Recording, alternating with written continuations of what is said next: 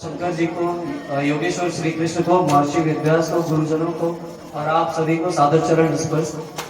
मेरे आपको प्रणाम करने से ही मेरी विद्या का शुभारंभ होता है। मैंने इस कोर्स में यहाँ सीखा कि हर एक के अंदर परमपिता परमात्मा का वास है और इसीलिए मैं आप सभी को कोटि कोटि प्रणाम करता हूँ। और आप भगवत कार्य के लिए यहाँ पर आए हैं, इसलिए मेरा प्रणाम विशेष रूप से फिर से आप सभी को। मैं इस कोर्स में आने से पहले आध्यात्मिक शिक्षा की तरफ आता नहीं था, क्योंकि मुझे संस्कृत से बड़ा डर लगता है। तो मैं सोचता था कि बड़ा मुश्किल है बात करना और पढ़ना, तो यहाँ नहीं। लेकिन गुरुजी ने यहाँ इतना आसान कर दिया कि मैं शब्द प्रति शब्द उसका अर्थ समझता हूँ और उसका महात्म्य क्या है वो भी समझता हूँ। मैं 1 मिनट आप सबसे थोड़ा समय चाहता हूँ, थोड़ी बातें हैं जो मैं आप सबसे करना चाहता हूँ। हम लोग इस महाराष्ट्र की पावन भूमि पर हैं, जहाँ पर जनता राजा छत्रपति शिवाजी महाराज हमारे सामने एक सिंबल के रूप में है। इसलिए उनको याद करते हुए एक बार जोर से नारा लगाइए, हर हर महादेव। जहाँ से कश्यप अवतार, वराह अवतार और ये सारे अवतार के माध्यम से थ्योरी ऑफ इवोल्यूशन पढ़ाया गया है। हमें पढ़ाया गया है कि इस धरा के संसार का जो आयुष्य है वो है 4,60,000 करोड़, और हमारे जो सनातन संस्कृति में हमें पढ़ाया गया वो 4,32 करोड़ है, जो बिल्कुल आसपास है। तो हमारा जो पूरा धर्म है वो पूरी तरह से वैज्ञानिक है।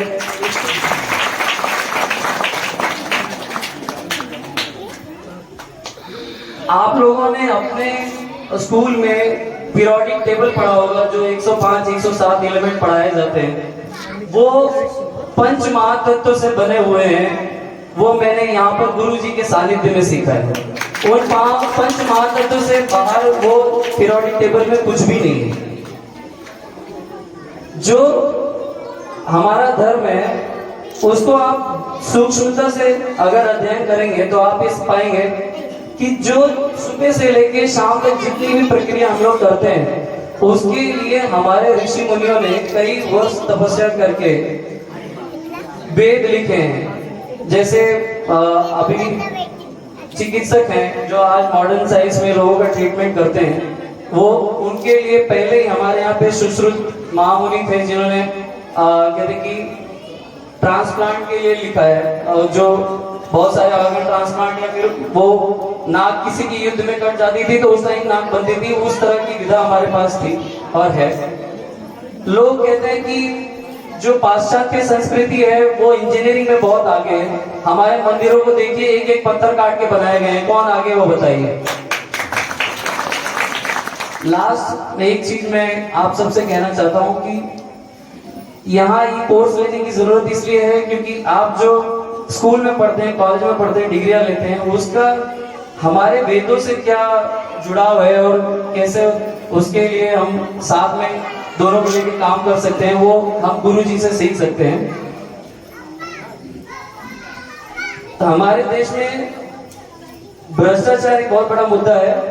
जस्ट उसके लिए एक लाइन में बोलना चाहता हूँ कि मैं आप सभी से विनती करता हूँ कि आप अपने बच्चों को आध्यात्म दर्शन कराइए, भगवत गीता का ज्ञान कराइए और उसके बाद उनकी सरकारी नौकरी की तैयारी करवाइए। क्योंकि योग और कर्म योग के साथ जब वो बच्चा उस कुर्सी पे 60 साल तक बैठेगा अपने रिटायरमेंट तक, वो अपने दफ्तर में अपने कुर्सी के सामने आने वालों के साथ हमेशा न्याय करेगा। ये मेरी आप सबसे प्रार्थना है और मैं अपनी बात को नाम विराम देता हूँ। प्रणाम। जय श्री कृष्ण।